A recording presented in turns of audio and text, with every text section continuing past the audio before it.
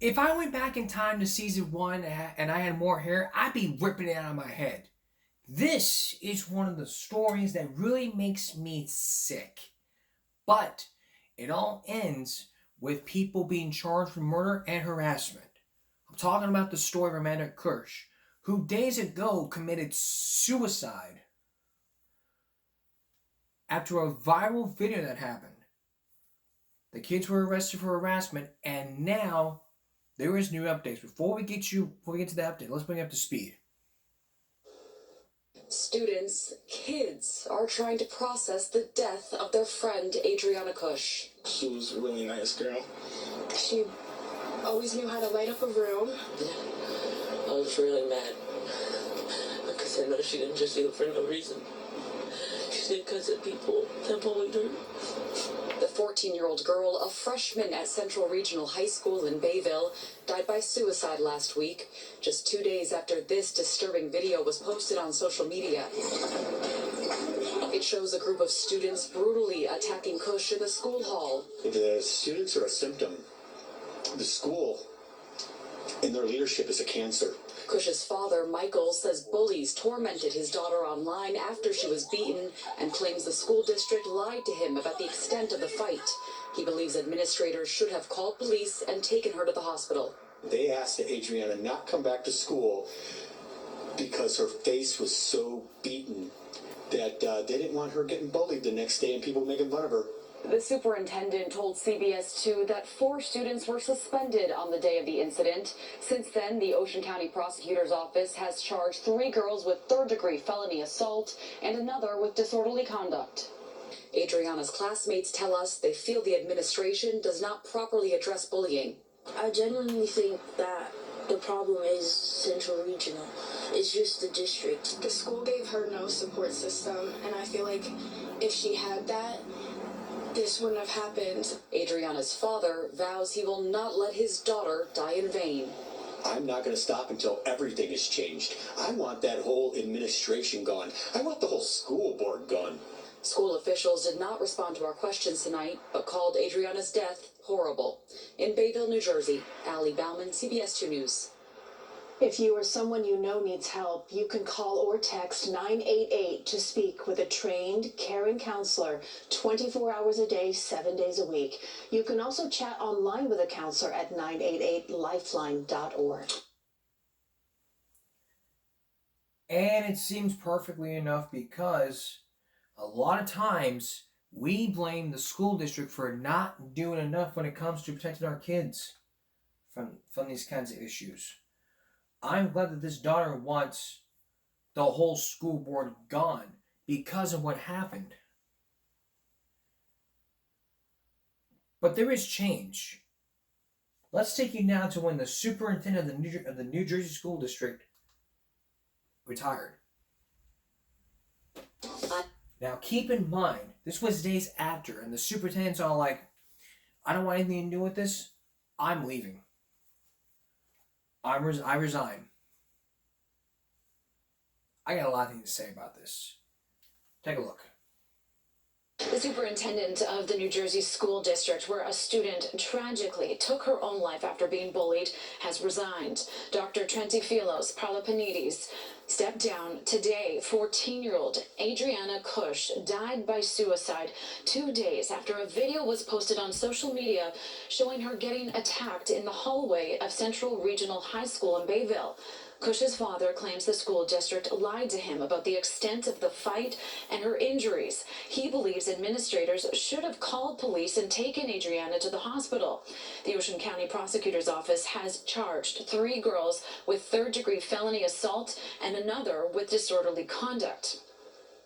And tonight, New Jersey Governor Phil Murphy tweeted, "Tammy and I send our deepest condolences to the family and friends of Adriana Cush. Every student should feel safe and supported no matter where they are."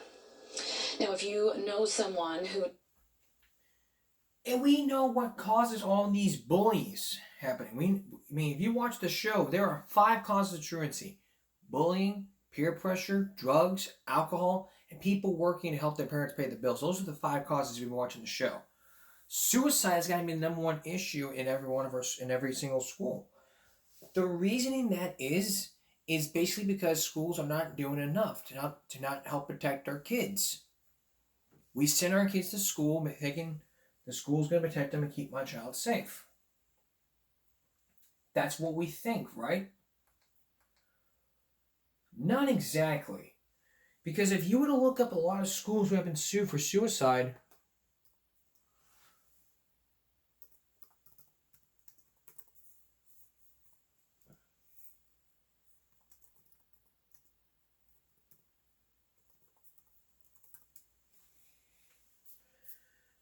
if you were to look up some schools that, because if you look at USA Today from November, the family of the fifth grader, a black Utah fifth grader who died of suicide, is sue for school district response to bullying. In this particular case in Utah, the family the family is seeking. They plan to file $14 million lawsuit against her school, arguing that an inaccurate response to the reports of her being bullied over her race and disabilities led to her death. Now everybody is being argumentative about the situation. And me scrolling up here to our next video, which we're going to play for you when we return, because coming up, I'm going to give you my take about this, and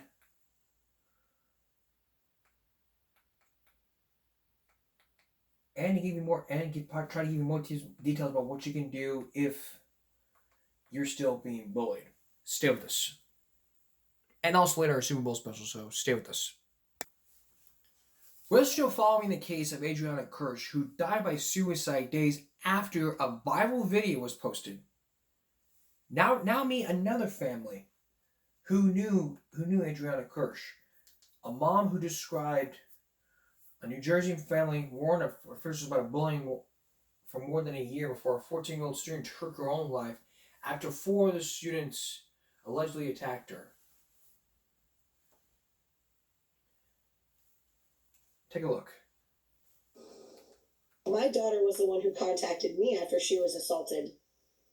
The school didn't call me. Rachel O'Day says there are disturbing similarities between how Central Regional High School handled the bullying her daughter experienced and how they handled the bullying 14-year-old Adriana Kutch endured in the days before she took her own life.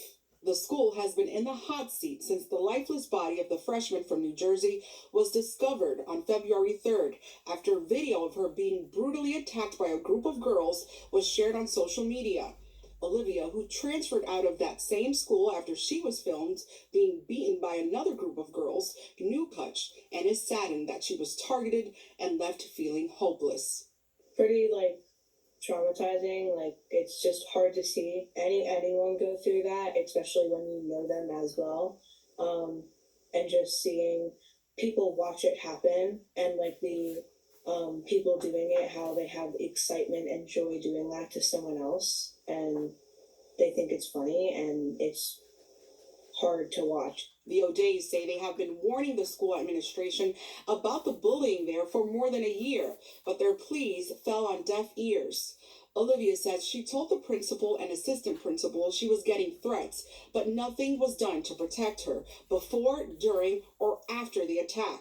And she's not alone. There are Instagram pages dedicated to showcasing videos of fights that appear to be filmed on school grounds. These kids, they come with their phones ready to take, right? They want the notoriety. They want to film these incidents so that they can not only, they want to further humiliate their victims, as Rachel and Olivia were mentioning before. It's not bad enough that they get assaulted. They have to deal with the humiliation of this being viewed by their peers and people across the country. The family is suing the school district for what they call negligent policies, like failing to alert police after an assault involving students happens. This policy and the handling of Adriana Kutch's case sparked so much criticism that the school board superintendent stepped down. Adriana's dad, Michael Kutch, told Pix 11 he would no longer comment on his daughter's case, but thanked the school community for its support.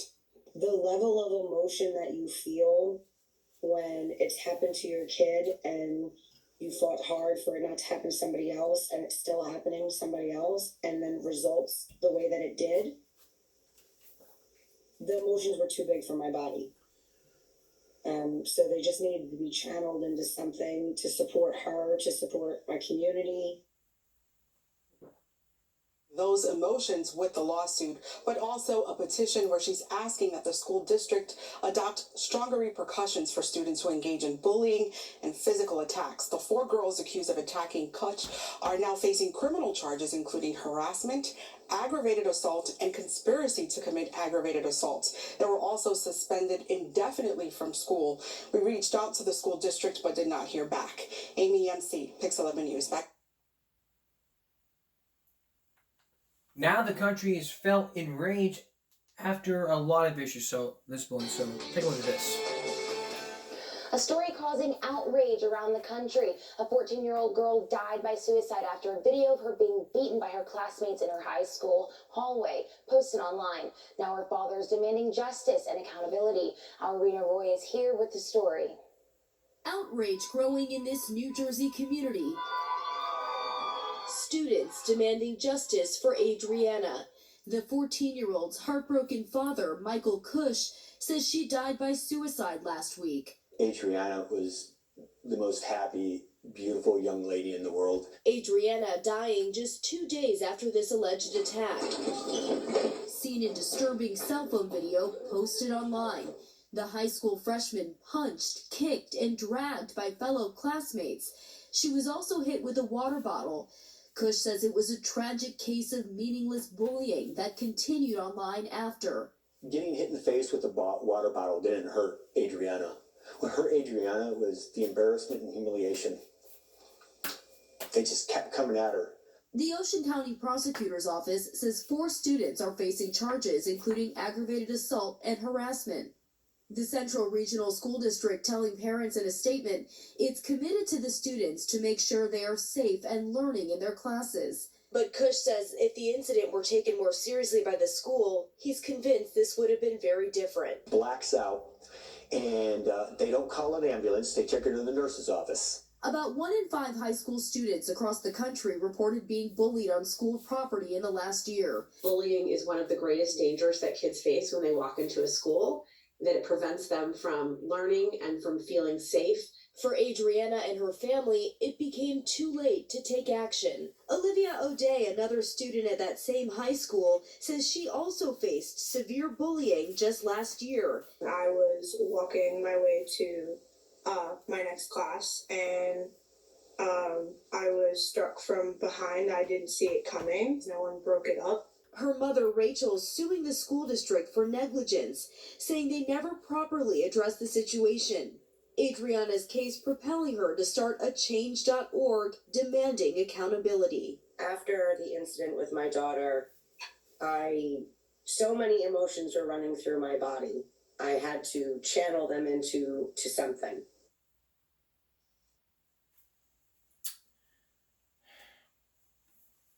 You know why schools don't do a damn thing? Because there's nothing the school district can damn well do. Let me say this. I take this bullying crap very, very seriously. I take what I've shown you very seriously. Nobody needs to be playing favorites around here. Nobody.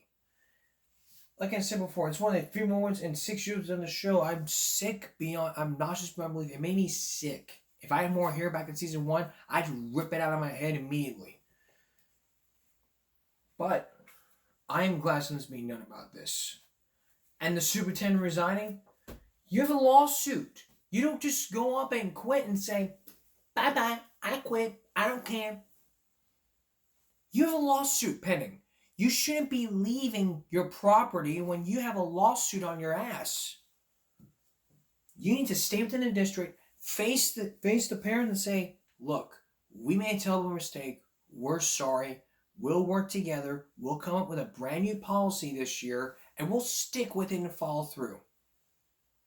Had that happen, that girl might still be alive today and in the hospital. And it'll be up to the father to decide to switch schools. That's my take on this, and Super Bowl special is coming up. Stay with us. Did you watch the Super Bowl? If you watched the halftime show with I can't pronounce her name, Rihanna, she was pregnant. She made like she was pregnant. I mean, it's popping all over the place. I mean, you look at Super Bowl halftime.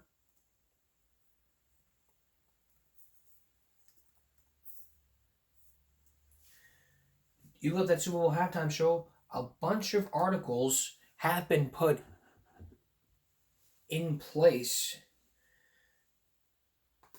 A bunch of articles have been put in place. Just 4 hours ago, the Hollywood Reporter posted that Rihanna is pregnant. Rep confirms following the Super Bowl halftime show. That representative for the singer confirmed to Hollywood Reporter that she's expecting another child following her explosive performance today.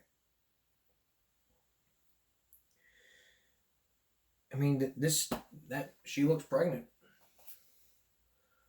I can't show it to you because I don't want people to just...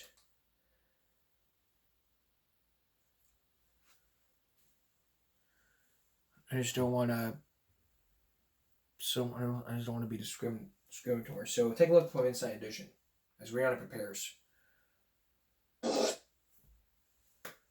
I am all people performing their halftime shows, but when it comes to stuff like this, I mean, if you're being pregnant, you should not be doing this. Rihanna stepped onto the stage, showing lots of leg, with her hair slicked back into a ponytail. She's been rehearsing round the clock, getting ready for game day. Today's a really big rehearsal. Rihanna says she really wanted to do the halftime show, especially after giving birth last May. It's important for me to do this year. It's important for representation. It's important for my son to see that. This entire room of media showed up for her halftime press conference, but Rihanna only took 2 questions from the audience, and they were pre-submitted in advance. They were from kids, leaving much of her Sunday performance still a mystery. But that may have been the point. What was the most important thing you learned in order to succeed in the industry? To stay humble. I do not want to be honest. Also appearing at the press conference, country star Chris Stapleton, who will sing the national anthem.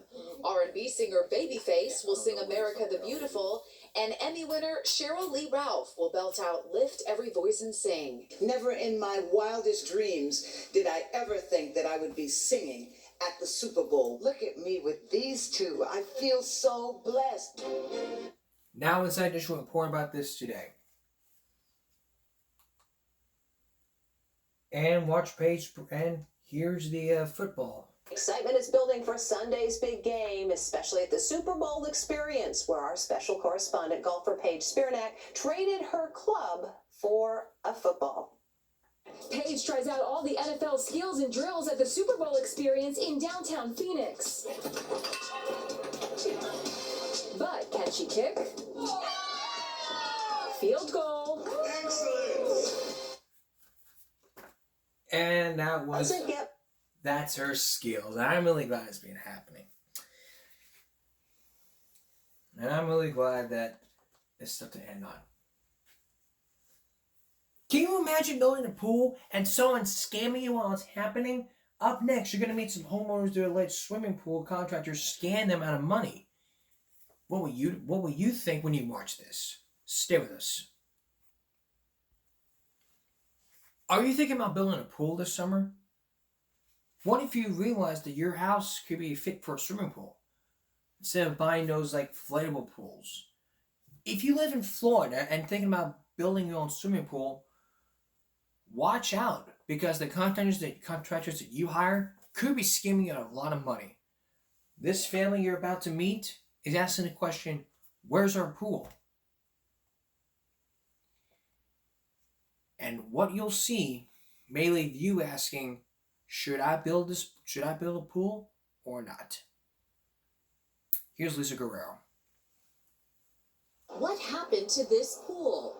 And this, and this, and this, and this. We can go on.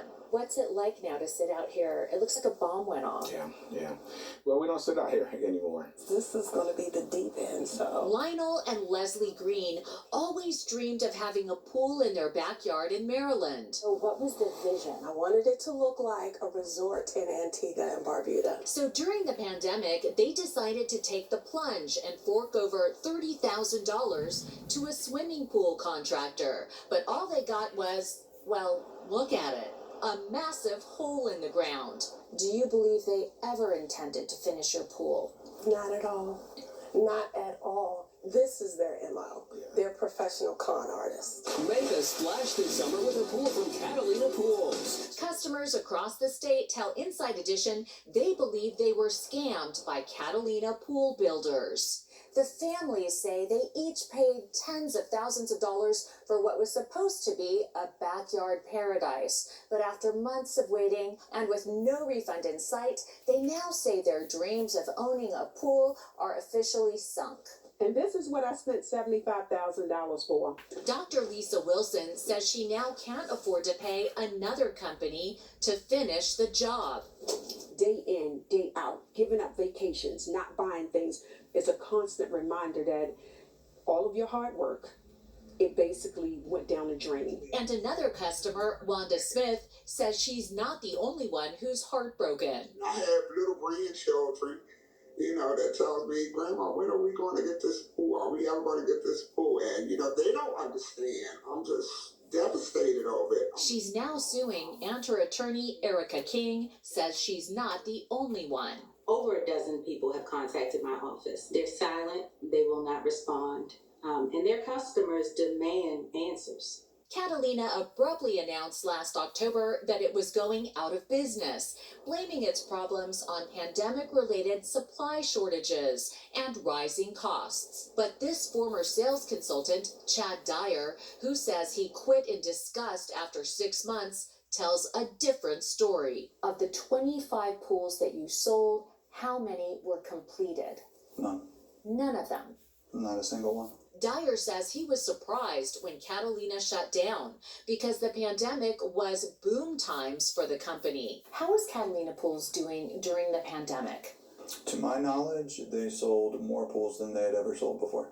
What's most alarming, he says, customers tell him Catalina was accepting thousands of dollars in payments just days before shutting down. It adds up pretty quick. They were withdrawing, knowing that they weren't going to be able to continue working on them. We tried to speak to one of the owners of Catalina Pools. Multiple families say that your pool company has scammed them out of thousands of dollars. What happened to their money?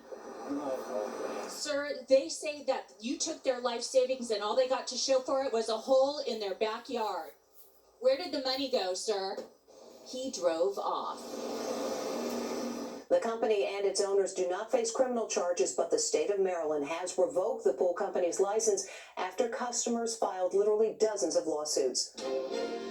And lots of lawsuits have been filed. So if you're going to think about buying a pool, you need to be thinking about how much it costs before you say, I'm going to get a pool. That goes to the people in the state of Florida. So if you're in Florida and would like to get a pool, just watch out. Just watch your wallet and make sure it doesn't leak. Next, defaced license plates. Have you ever seen defaced license plates? Well, you're about to meet a journalist who fixes those license plates. Stay with us. If you're walking down the street or driving, have you ever witnessed defaced license plates? You know those ones that have been defaced or vandalized? We're about to show you some defaced license plates, and you're about to meet a journalist who can deface those license plates. And the state may ask, what's going on? Here's Ann Mark. You've probably spotted them. License plates that look damaged or are obscured, which could thwart traffic cameras and avoid tickets and tolls. And nowhere is the problem worse than right here in the Big Apple. Officials say these scofflaws cost the city more than $100 million every year. Now, one citizen sleuth has made it his mission to hold them accountable. Hey, it's Gersh Kunstman on Baxter Street. Veteran journalist Gersh Kunstman roams the city fixing illegible plates, one car at a time. Oh, won't you smile for the camera? I know they're gonna love it. His tools, a Sharpie and a screwdriver, and an uncanny ability to spot a questionable license plate. He says he's making the streets safe by ensuring speed cameras capture the plates of dangerous drivers, especially in school zones. You could be speeding all over the place. You're really riding under the radar. Yeah. He's amassed thousands of fans online who even recognize him on the street. This guy's a New York City hero. But others tell him to beat it. You're starting an allegation of your business. Yeah, it actually is my business. It actually is. I live in this city. I live nearby. So, just how big is the problem? Here's one right here. Right here? And this is what's interesting about this car. He looked up this vehicle's history. This guy used to get speeding tickets fairly regularly until about late 2020. So presumably he's had this condition for a few years and he's avoided speed camera tickets. And you wouldn't believe who it belongs to. He's got a placard that says NYPD. That's right, he's an NYPD cop. A spokesman claims it was natural wear and tear that the officer only recently noticed. But cops must have been watching as we scoped out the plate. 2 hours later, we're back, and look at this. Brand new plates. And that wasn't the only government employee who was driving around with suspicious plates. According to the placard, this car is owned by a district attorney consultant. What caught my eye was these two little white patches, and sure enough, he's got KDE turned into KDF. I would give this guy an A+ for effort. The district attorney's office says they opened an investigation into his license plate, and that employee has now resigned. Gersh Kunstman says he's found 100 defaced plates, and more than 60 belong to government employees. Kunstman says the driver of this car is a repeat offender. His unique approach, covering this license plate with leaves. Kunstman has caught him not once or twice, but 5 times. It's kind of become a game with me and Leafman. I pull it off, he puts it back. Inside Edition producer Will Evans caught up with the car's owner. We just wanted to know if you're trying to avoid tickets. Go with the Leaf. I backed into a tree. You backed into a tree. You heard right. At first he claims a leaf got stuck in his plate after he backed into a tree. But then... I gotta pay for every a light that changes and the speed. They're ripping us off. City records show that Leafman has racked up more than $6,000 in fines over the last 5 years. Damn, $6,000 in fines. If you're like this guy, you're like that guy that you just watch, be careful, because he may come to your town. And once he comes to your town, he's going to find your license plates, and you better be on the lookout. And let me tell you, it ain't no walk in the park. Next on the program, do you realize that gambling is illegal? But what about sports betting? Michelle Lorenzo on legalizing sports gambling. After this, stay with us. Have you ever heard of the 5-second rule? 5 seconds. It's a myth. It's a myth that says you can just drop food and pick it back up before 5 seconds because there's dirt. But now the show The Quick and the Curious years ago talked about this. So, is the 5-second rule a myth? Well, take a look for yourself.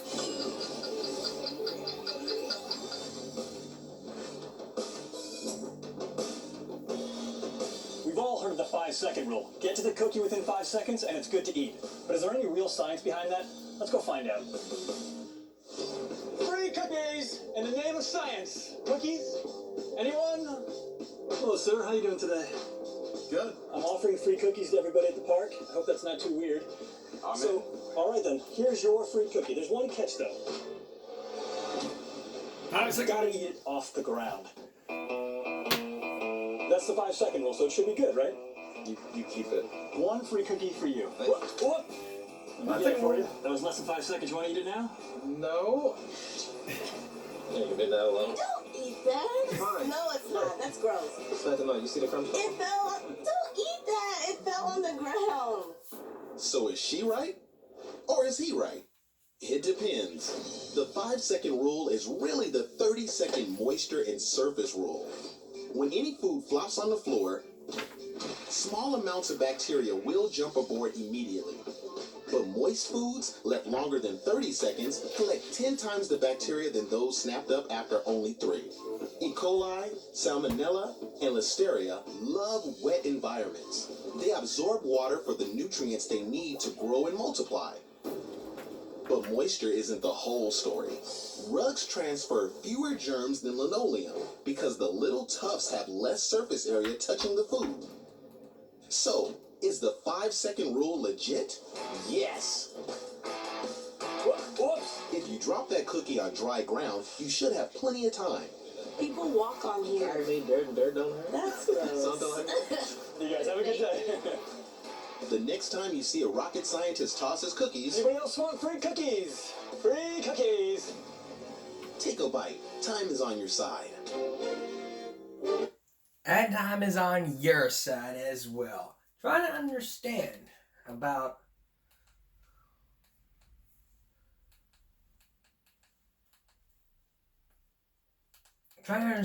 that bacteria can grow.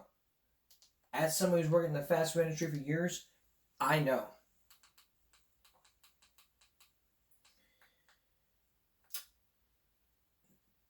Let's move on. Have you realized that Texas lawmakers in Austin are moving to legalize sports gambling? If you don't know, gambling is illegal in the state of Texas. But what about other states? Do other states have laws that say you can't gamble? That's a good question, which starts a Give Me a Break investigation into states that make it legal and illegal to gamble. In just a few minutes, I'm going to play you a story about a Texas bill, the gambling bill, that's going to result in the state of Texas being passed a sports betting bill that could really help a lot of people, even gamblers. So, when you look up states where sports gambling is illegal, a bunch of articles pop up like this from the Washington Post. This was posted in August 2022.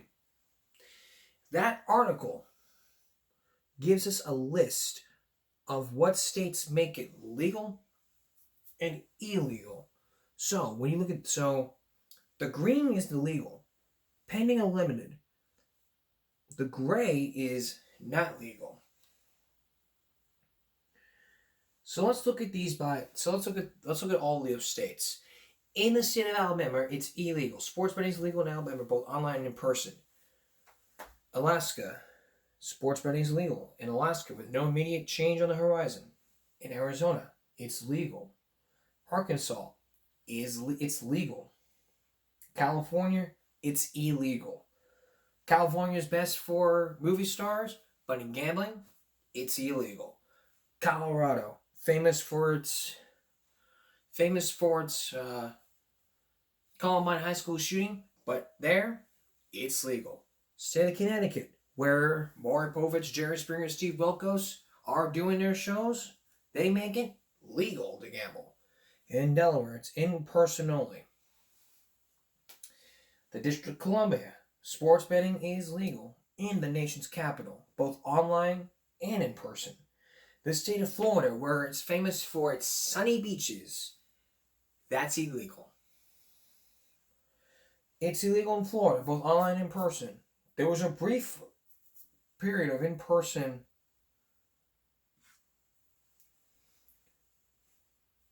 an in-person betting in 2021, but it was struck down by a federal judge after a deal between the state and a Seminole tribe, which controls gambling in Florida, fell apart. Georgia, it's illegal. Hawaii, famous for Hawaii beaches, that's illegal.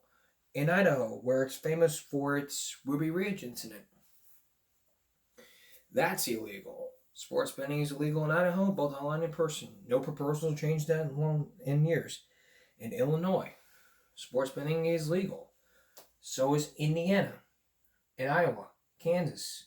In Kentucky, where it's famous for KFC. That's illegal, both online and in person. A recent effort to legalize just fell short of making it into the desk of Governor Andy Beshear. Louisiana, it's legal. Maine, legal but pending. In Maryland, legal when in person only. Massachusetts, it's legal but pending. In Michigan, sports betting is legal in Michigan. And Michigan is famous for its... People in state... Sorry. In Minnesota, it's illegal. Mississippi, in person only. Montana, in person only. Nevada, it's legal because gambling is everywhere in Las Vegas. In New Hampshire, it's legal. New Jersey, legal. In person only in New Mexico. New York is legal. North Carolina. North Dakota, in person only. Ohio, but pending. Ohio, legal but pending. Oklahoma, illegal. Oregon, legal. Pennsylvania, legal. Rhode Island, legal. South Carolina, illegal. South Dakota, in person only. Online only with Tennessee. Texas. Texas is the state where it makes it illegal in Texas, both online and in person, but legislation will appear likely in the near future. Utah, illegal. Vermont, illegal. Virginia, legal. In person only for Washington. West Virginia, legal. Wisconsin, where mom lives, in person only. Wyoming, online only. So, with the law in Texas saying that sports gambling is illegal, you're going to be hearing some people in Corpus that say it could really help. But what do lawmakers have to say about this? Here's Michelle Lorenzo. States where sports... Because really, when you're dealing with legalizing gambling, what about underage gambling? Because really, I hate underage gambling. People under the age of 18, I mean, if you're under 18, you don't gamble. You can't go to Vegas under 18. You go to Vegas under 18 or 21, that's a minor. And I know a lot about minors and juveniles. So what do people in Corpus have to say? Let's hear them. Let's see what the people in Corpus have to say. Here's Michelle Lorenzo with the gambling bill. People in states where sports betting is legal are expected to collect around $1 billion on Super Bowl Sunday. Sports betting and gambling aren't legal in Texas, but some residents say the Lone Star State is missing out on a lot of revenue. It can help the public with education, especially education, and it would give us senior citizens something to do besides go to other states where we're putting their money over there and it's not worth it. Some lawmakers in Austin are pushing to legalize gambling and sports betting.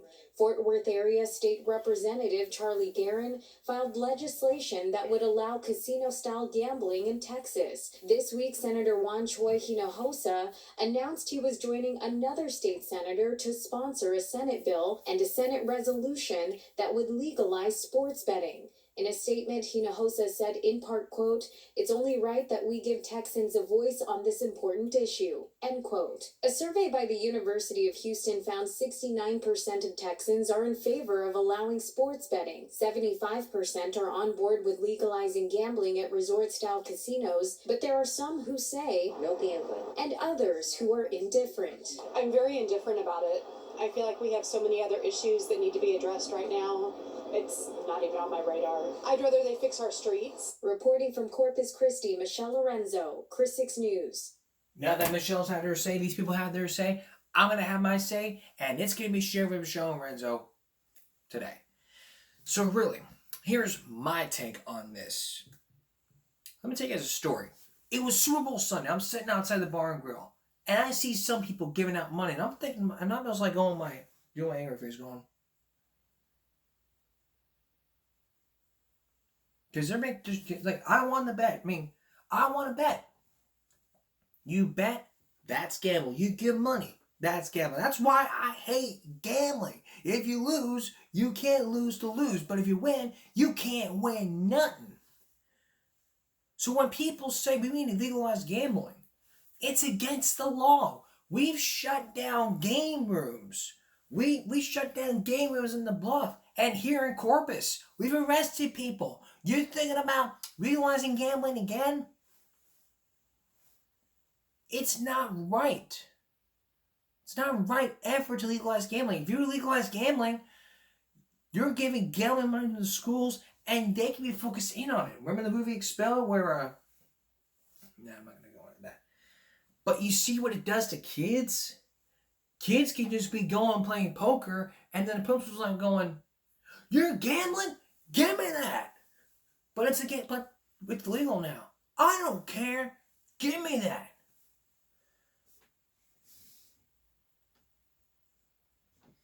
I hope this bill does not get passed because gambling is illegal. If adults gamble only, not the kids.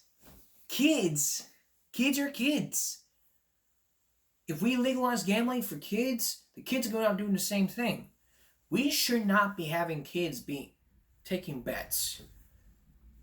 In Vegas, because in Las Vegas, you can just gamble or play poker. But if you're doing... But really, if you're sitting there saying, I'm not going to do this and that, then that's your choice. You're not okay. But seriously though, once you, like I said before, if you cross the line, there's no turning back. And there ain't nowhere you go to sign out. You got to hear me. Common sense is just this. Gambling money to the schools, that's gambling money. You should be paying people gambling money. You pay it to the police, that's bribery. Coming up next, a student dies after a stabbing at Harding High School in St. Paul, Minnesota. The very latest. And then Ethan Crumbley. So stay with us. There was a stabbing of a 15-year-old boy, and it led to a 16-year-old getting arrested, leaving everybody to wonder, is my school safe from stuff like this? Take a look.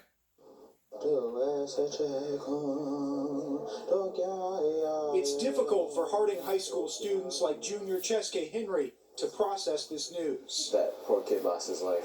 Henry and other students came to Indigenous Roots Cultural Arts Center to grieve together. It makes me mad because I think as a school, students shouldn't have to be scared. Police are still investigating what led a 16-year-old student to allegedly stab and kill a 15-year-old classmate. It was just really scary. Madison Hand is a junior at Harding. I'm walking into that school every day knowing that there's a chance that my life and other people's lives could be on the line. The stabbing devastated the whole district. Before that, I was at Como, and the hallways were just littered with kids who knew the young man and who were just saddened by the news. Yusef Davis works directly with St. Paul kids at Como High School. Getting them to realize that, death is real. And these type of behaviors and these actions have very, very permanent results. And we're seeing that now. Harding specifically has had several weapons incidents the past couple of years. This social media video showed a student with a BB gun, and in a separate incident last April, police arrested a 16-year-old for having an actual gun. I'd say every month we have about 2 lockdowns or hold-in places. Madison Hand called on the district to reinstate school resource officers, which the school board cut at all high schools after the murder of George Floyd. In my opinion, I believe there needs to be SRO officers and metal detectors because this could have all been stopped and prevented. Now, even though St. Paul Public Schools no longer have school resource officers, they do have many community liaisons that work with students in the high school buildings. And we did ask the district today if they're going to push the school board to potentially look at reinstating school resource officers given today's incident and others in recent years, but we did not get a response to that question. Back to you. That's just outrageous. It's really outrageous. You need to have you gotta have resource officers. And metal detectors. I don't know about metal detectors, but here's the thing though. Several weeks ago, I posted a poll on my channel asking the question, should schools have metal detectors?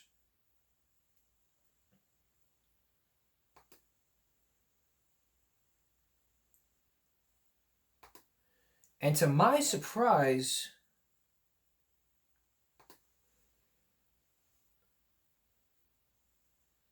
this was last month. Last month I talked about this. 70% of you said yes, while 22% of you said no. which was good. A lot of you say we need more metal detectors. Half of you said no. I think we need metal detectors. I think we need to search kids' backpacks. I think we need clear plastic backpacks. I think we need safer schools.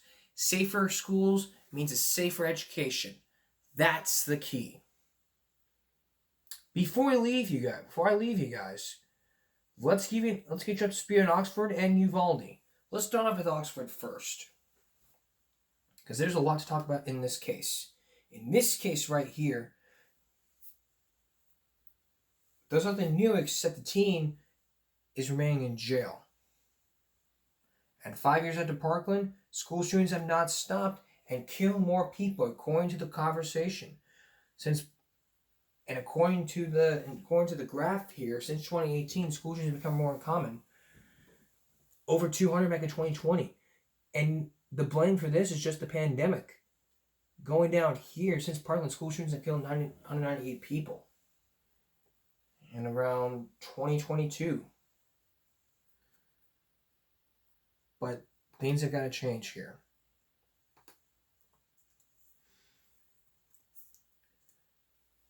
As for Uvalde, there's nothing new in Uvalde, except that the DPS won't discipline any more officers for the Uvalde shooting response. And Parkland school shooting survivor David Hogg felt guilt after Uvalde, Texas mass shooting.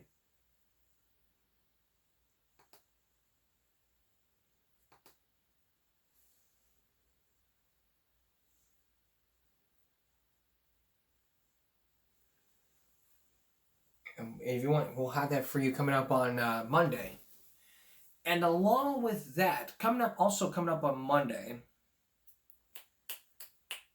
a report about E. coli and food poisoning. That's Give Me a Break for the Sunday on a Monday. We'll see you again for tomorrow for Give Me a Break Monday. For all of us here, give me a break. Stop bullying, speak up. Good night, everyone.